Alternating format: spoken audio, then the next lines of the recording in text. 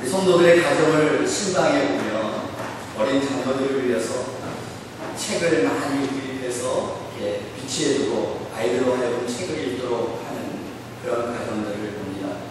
초등학생 자녀를 둔 가정에 꼭 있는 책, 빠짐없이 있는 책이 바로 위인전지. 세계를 빛낸 그러한 위인들의 일대기를 적어놓은 정의 위인전집을 이렇게 갖고 있는 집들이 많이 있습니다. 우리 사랑하는 자녀들이 이 위인전집을 읽으면서 그들의 삶을 통해서 교훈을 배우고 또 꿈과 비전을 가지고 우리 사랑하는 자녀들도 세계를 빛낼 수 있는 그러한 위인이 되었으면 좋겠다 하는 바람을 가지고 아마 부모님들이 각 가정마다 위인전집을 비치하는 것 같습니다. 우리 성경 속에도 보면 많은 신앙의 위인들이 나오고 있는데 그 가운데 아마 가장 사람들로부터 사랑받는 그러한 위인, 바로 다윗을 그냥 생각할 수 있습니다. 그래서 우리가 2012년도에 우리가 다윗에 대해서 우리가 말씀을 살펴보면서 정말 소년 목동이었던 다윗, 그러나 적장 골리앗을 쓰러뜨리고 전쟁의 영웅이 되었던 다윗, 왕으로부터 그 사랑하는 딸 미갈을 아내로 맞이하여서 왕의 사위가 되었던 다윗, 그러나 그의 또 삶이 추락하여서 사울 왕이 시기와 질투에 의해서 다윗을 죽이려고 하였고 그로 말미암아 도망자의 삶을 살았던 다윗, 그가 사울 왕이 죽은 이후에 이스라엘의 왕이 되었고 우리가 보았던 말씀처럼 하나님께서 그의 대적들을 다 물리쳐 주시고 태평성대를 누리게 하셔서 참으로 백향목 궁전에서 평화로운 삶을 살았던 사람이 바로 다윗이었습니다. 이처럼 좋은 궁궐에서 평화로운 삶을 살던 다윗이 어느 날 하나님의 법궤가 천막 안에 있구나, 나는 이렇게 좋은 집에서 살고 있는데 하나님의 법궤가 천막에 있구나, 그것을 안타깝게 여기고 내가 하나님의 집을 지어야겠다, 하나님의 성전을 짓겠다 다짐합니다. 나단 선지자가 그것을 기쁘게 여기고 허락합니다.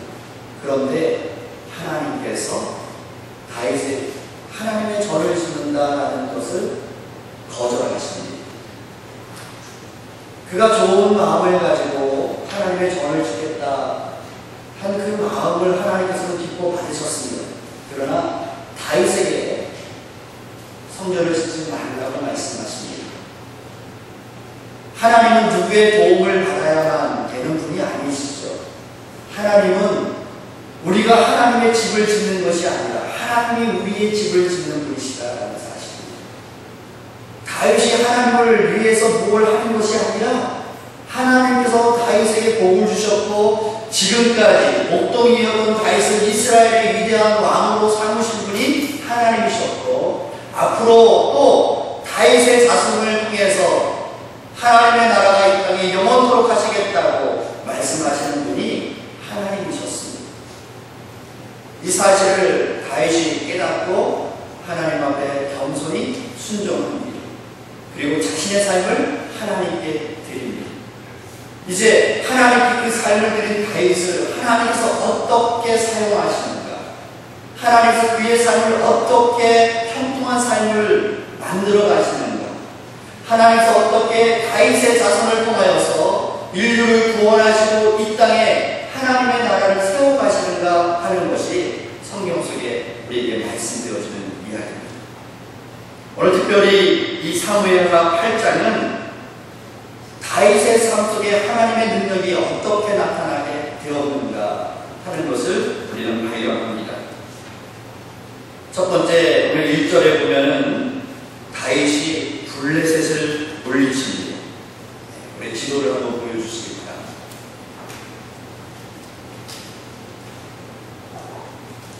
여러분이 보시는 지도의 왼쪽 편이 지중해가 있죠. 그 지중해가 있고 오른쪽 편이 이스라엘 땅입니다. 그 지중해 남쪽에 보면은 블레셋이 위치해 있습니다. 이 블레셋이 어떤 민족입니까? 이스라엘 역사 속에서 끊임없이 이스라엘을 괴롭혔던 그러한 민족이 바로 블레셋입니다. 끊임없이 이스라엘을 괴롭혔던 민족. 그래서 제일 많이 우리가 기억하는 민족이 바로 블레셋입니다. 그런데 하나님께서 다윗과 함께 하셔서 다윗으로 하여금 그 블레셋을 물리쳤습니다. 2절 말씀에 보면은 또 이스라엘이, 이 다윗이 모압을 물리쳤습니다. 모압은 이스라엘을 유혹하여서 이스라엘을 타락하게 하고 하나님 앞에 범죄케 하였던 그런 민족이 바로 모압 족속입니다. 지금 저 지도에 보면 오른쪽에 여러분이 보실 때 왼쪽에 큰 초록색이 그 파란색이 지중해고, 그리고 오른쪽으로 이동해서 보시면 위에 갈릴리 호수가 있고, 그리고 요단강이 있고, 그리고 사해가 있습니다. 그리고 그 밑에 이렇게 불로 튀어나온 것이 바로 홍해입니다. 그런데 저 갈릴리 호수 그리고 사해, 그 사이의 요단강 동편에 중간쯤 있는 그러한 민족이 바로 모압 족속입니다.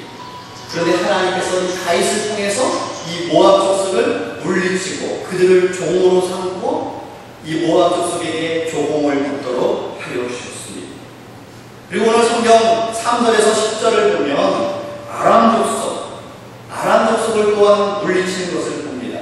아람 족속은 저 갈릴리 호수 위쪽, 그 위에 이렇게 선이 두 개 가 있죠. 그 아래쪽이 유프라데스 강인데 그 갈릴리와 유프라데스 사이 북쪽에 위치해 있는 그러한 민족입니다. 이 아람 족속도 다윗이 물리치고 그곳에 이스라엘 주둔군을 두고 그들을 종으로 삼고 그리고 그들로부터 조공을 받았습니다.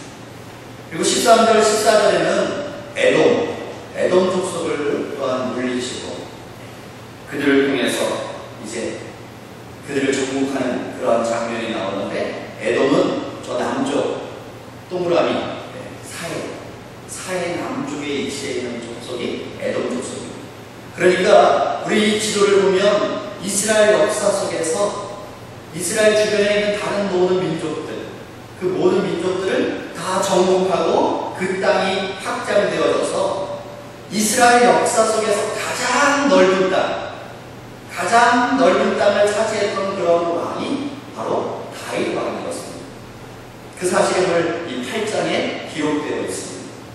여기서 중요한 것은 다윗이 넓은 땅을 차지했다, 주변에 있는 다른 민족을 다 정복하고 지배하게 되었다, 그것이 중요한 것이 아니고 왜 다윗이 이 넓은 땅을 차지해야만 하는가, 왜 다른 민족을 다 물리쳐야만 하는가 하는 사실이에요. 창세기 15장 18절에 보면은 하나님께서 아브라함에게 주신 약속의 말씀이 있습니다. 하나님께서 아브라함에게 그를 부르셔서 본토 친척 그 갈대아 우르를 떠나서 내가 내게 지시할 땅으로 가라. 그 지시할 땅이 어디냐면 바로 지금 지도에 나타나고 있는 이스라엘 땅입니다. 그때 하나님께서 그에게 이렇게 약속해 주셨습니다. 내가 이 땅을 애굽 강에서부터 그 큰 강 유프라데스까지 내 자손에게 주노니. 창세기 15장에서 하나님께서 애굽강 나일강에서부터 북쪽으로는 유프라데스 강까지 그 땅을 주겠다 말씀하셨는데, 아브라함 이후에 아브라함도 그렇지만 그 땅을 차지한 사람이 없었습니다. 하나님이 약속하신 그 약속이 누구를 통해서, 바로 다윗을 통해서 그 약속이 성취되어졌고 그 땅을 차지하게 되었습니다. 오늘 이 말씀을 통해서 우리에게 말씀하시는 것이 무엇이냐면, 하나님께서 하나님의 사람 다윗을 사용하셔서 그 약속이 성취되어지고 바로 저 약속의 땅에 하나님의 나라가 이루어진다는 것이죠. 다윗이 그 나라를 건설하게 되어졌을 봤을 때 어떤 다른 민족도 대적할 수 없는 그런 강력한 나라가 이루어졌습니다. 바로 이 다윗이 다스리는 이스라엘은 이 땅에 임하는 하나님의 나라, 하나님의 나라를 우리에게 모형으로 보여주는 그러한 나라입니다. 우리가 아파트를 분양받을 때 아파트가 어떻게 생겼는지 잘 모르죠. 설계도를 봐도 우리는 잘 이해를 못합니다. 그래서 그것을 쉽게 이해하기 위해서 분양사무실에 가죠. 분양사무실에 가면 모델하우스가 있습니다.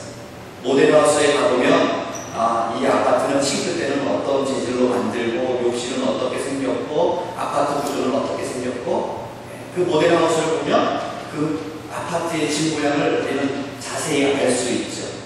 바로 그 모델하우스가 바로 저 이스라엘입니다. 하나님의 나라의 모형 모델하우스가 다윗의 나라, 저 이스라엘이 바로 하나님 나라를 보여주는 것입니다.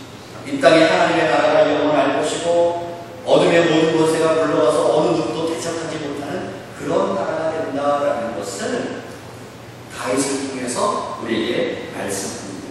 그러므로 다윗은 아주 목동 연약한 자였습니다. 어느 누구도 관심을 기울이지 않는 사람이었습니다. 그런 다윗이 이스라엘의 왕이 되어서 이스라엘 역사 속에서 가장 위대한 왕, 이스라엘 사람들이 가장 존경하는 왕, 그가 바로 다윗이었습니다. 이렇게 다윗이 위대한 왕이 될 수 있었던 비결이 무엇일까요? 어떻게 다윗이 그 삶이 승리하는 복된 삶을 살 수 있었을까요? 목동 다윗, 그가 어떻게 이런 위대한 삶을 살 수 있었습니까? 그 비결이 무엇입니까? 우리는 성경 속에서 그 비결을 발견할 수가 있는데 다시 이렇게 위대한 왕이 될 수 있었던 것은 오늘 성경 6절 말씀 8장 6절 중간부에 후반부에 보면 다윗이 어디로 가든지 여호와께서 어떻게 하셨다? 이기게 하셨다. 다윗이 어디로 가든지 여호와께서 다윗을 이기게 하셨습니다. 14절 말씀 8장 14절 후반부에 보십시오. 같이 읽습니다. 다윗이 시작. 다윗이 어디로 가든지 여호와께서 이기게 하셨다. 다윗이 이처럼 이길 수 있었던 이유가 무엇입니까? 다윗이 이렇게 위대한 왕이 될 수 있었던 이유가 무엇입니까? 다윗이 이렇게 많은 땅을 차지할 수 있었던 그 힘이 어디서 나왔습니까? 바로 여호와께 하나님께서 그와 함께 하셔서 그를 이기게 하셨습니다. 연약한 다윗이었지만 도망자 다윗이었지만 하나님께서 그를 붙잡아 사용하셨기 때문에 그가 어디로 가든지 하나님은 이기게 하셨습니다. 오늘 우리 성도님들은 어떻습니까? 다윗과 함께 하셨던 하나님께서 오늘 우리와 함께 하십니다. 임마누엘 하나님께서 오늘 나와 함께 하십니다. 그 하나님께서 나의 삶을 인도하고 계십니다. 다윗을 어디로 가든지 이기게 하셨던 그 하나님께서 지금 나와 함께 하시고 나의 삶을 인도하시는 하나님이십니다. 그런데 문제는 뭐냐면 하나님이 함께하고 계시는데 하나님이 이기게 하시기를 원하시고 계시는데 문제가 있어요. 우리는 그 열쇠를 다윗을 통해서 발견할 수 있기를 원합니다.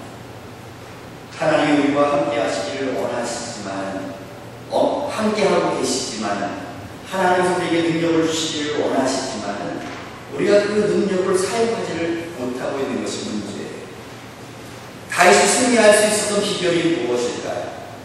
오늘 4절 말씀을 한번 보십시오. 사무엘하 8장 4절 말씀 우리 같이 읽겠습니다. 시작. 그에게서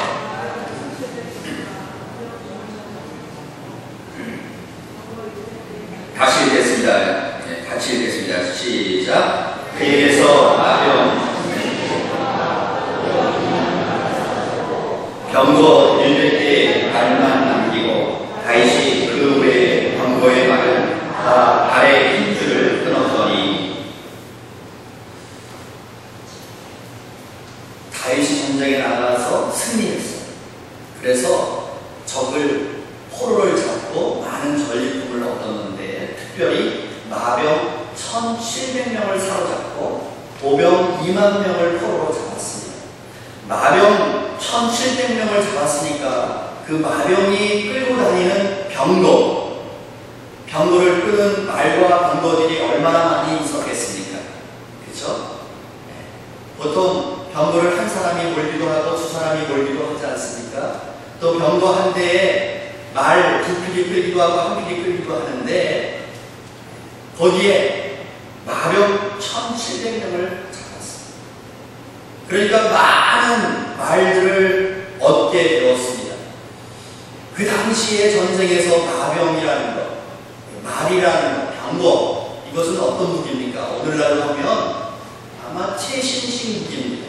탱크와 같은 그러한 무기, 또 미사일과 같은 그런 무기, 그런 무기를 많이 획득했습니다.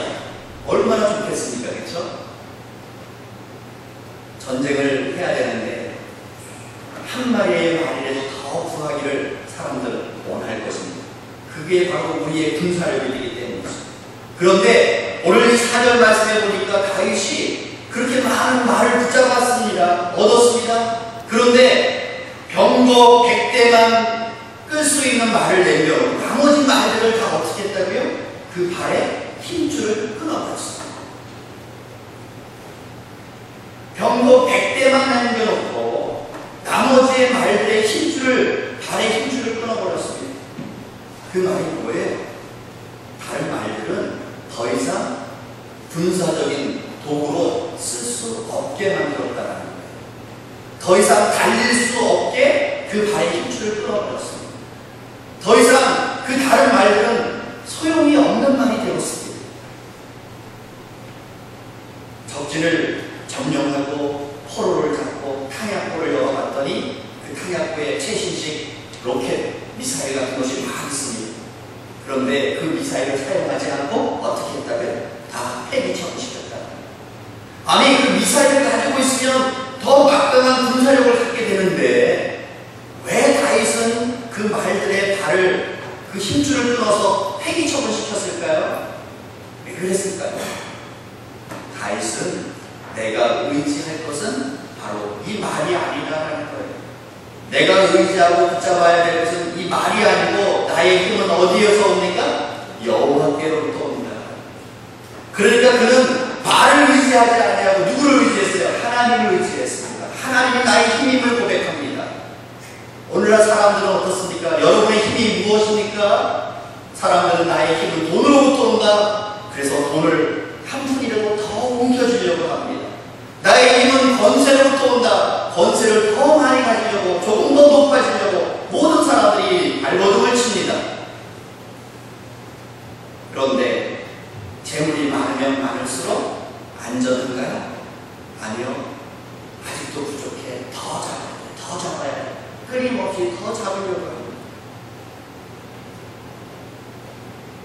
우리는 사사기의 기드온의 이야기를 잘 압니다. 기드온이 미디안과 전쟁에 붙었습니다. 미디안 군사가 13만 5천 명이 이스라엘을 쳐들어왔습니다. 13만 5천 명. 그때 이스라엘 사람들 야 전쟁 났다 모여라! 모였는데 모인 사람이 3만 2천 명이었습니다. 3만 2천 명.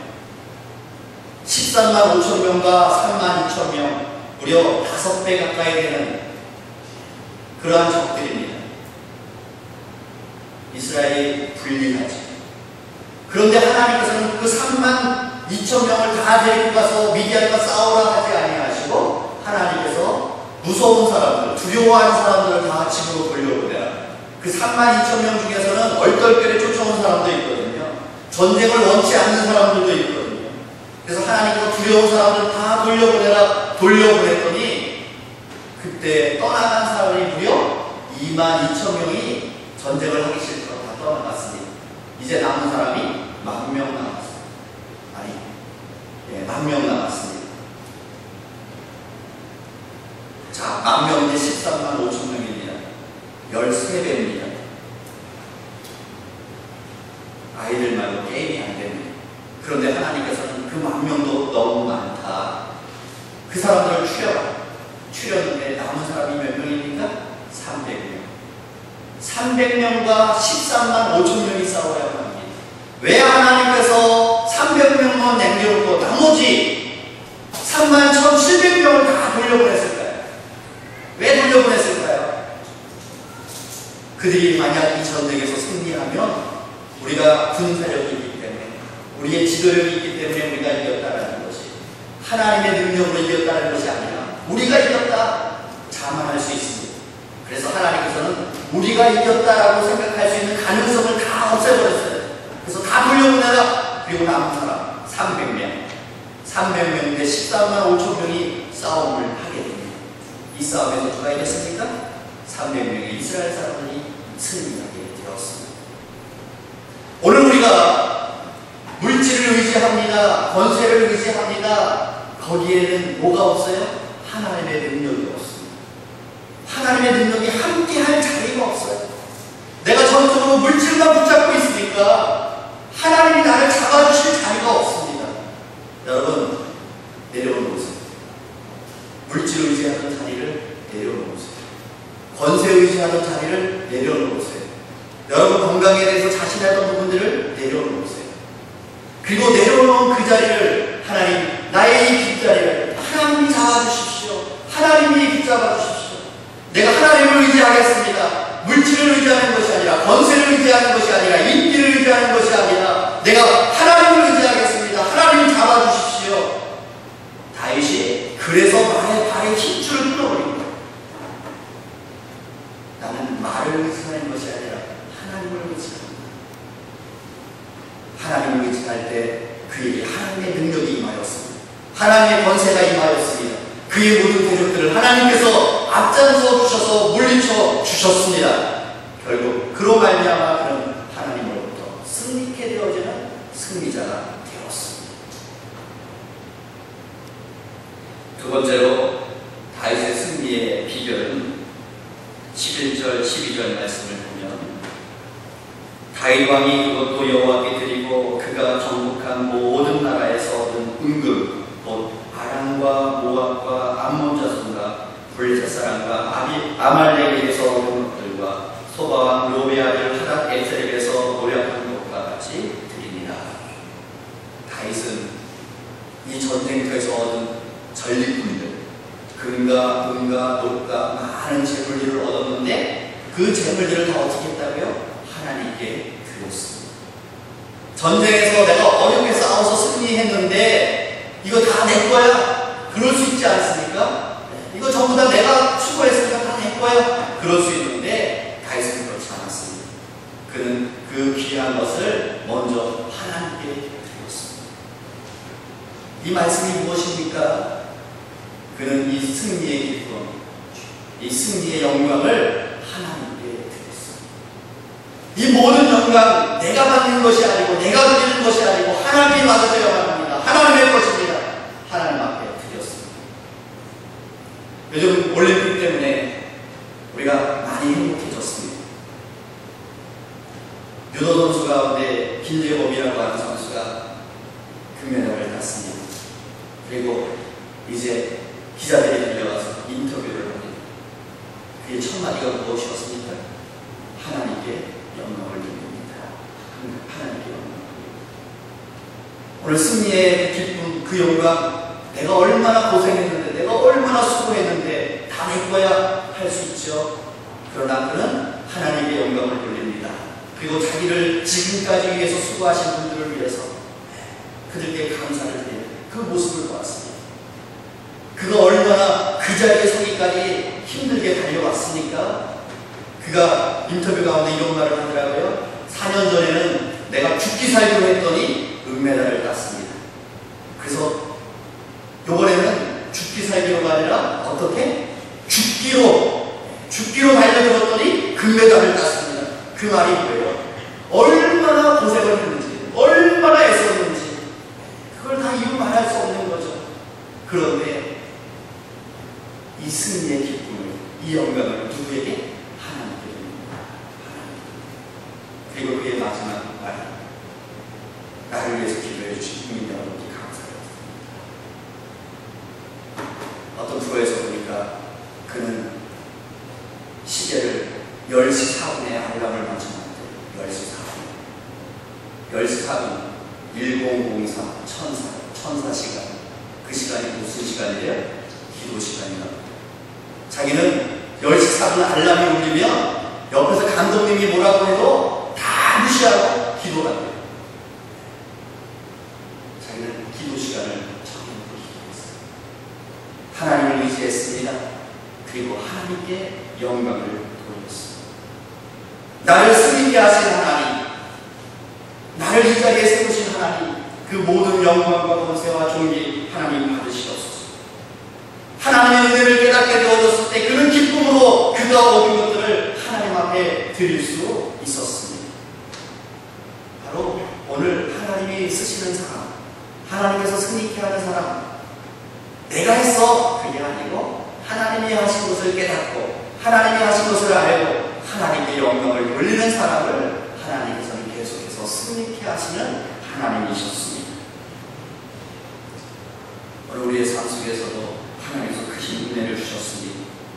우리에게 물질도 주셨고 우리에게 시간도 주셨고 재능도 주셨고 건강도 주셨습니다.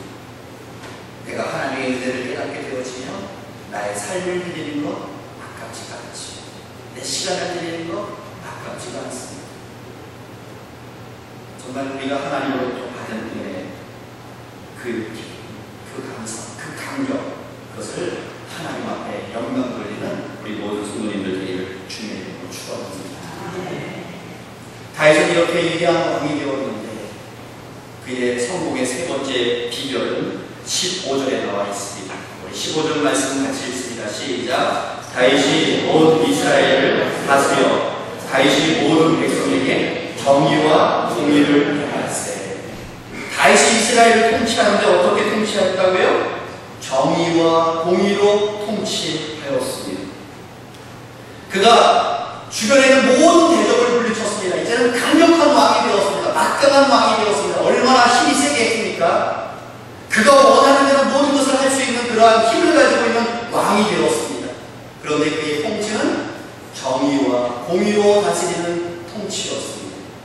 이 정도의 힘을 가지면 이제는 사람들이 눈에 보이지 않습니다. 그렇죠? 아나무인이 되어버립니다. 이제는 자기 마음대로 하는 독선적인 그런 왕들이 얼마나 많겠습니까? 그런데 다윗은 그런 모습이 아니에요. 자기의 권력을 함부로 쓰는 남용하는 그런 왕이 아니었습니다. 우리나라 역사 속에서 많은 대통령들이 있었습니다.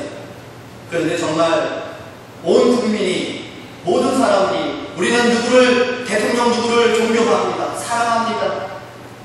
그렇게 존경받고 사랑받는 대통령이 별로 없다 하는 것이 얼마나 안타깝습니까? 그렇게 민주주의를 외치고 그렇게 정직을 외치고 그렇게 이 나라를 위해서 헌신하겠다고 했던 그런 대통령들이 그 임기가 맞춰갈 때 보면은 왜 그렇게 친인척 비리가 많습니까? 정말 우리나라 대통령들을 보면 끝부분에 가서 가지고 박수받고 존경받고 떠난 사람이 거의 없어요.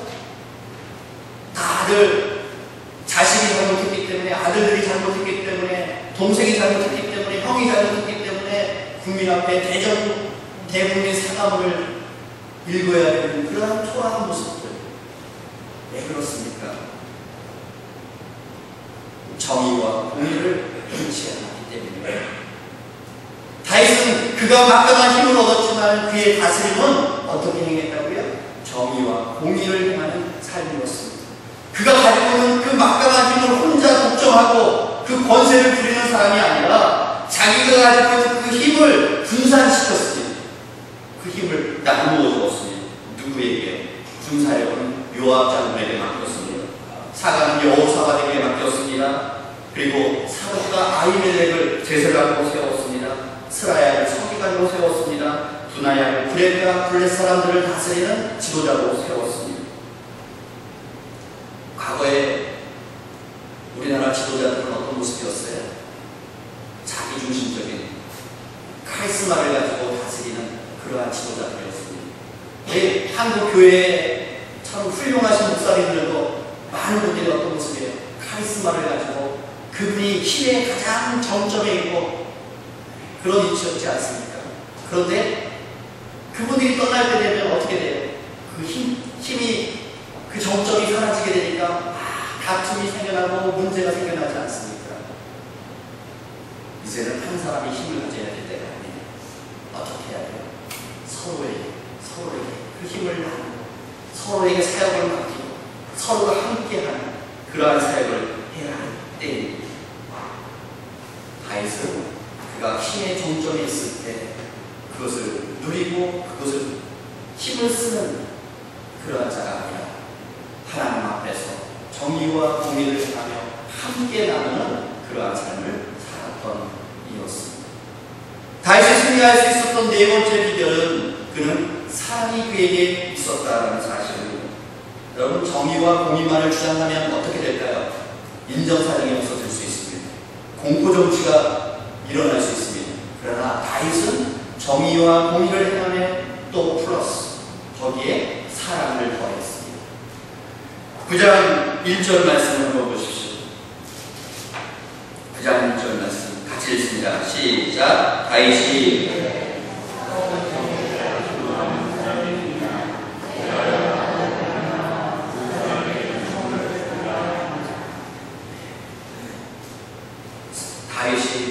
물어봅니다.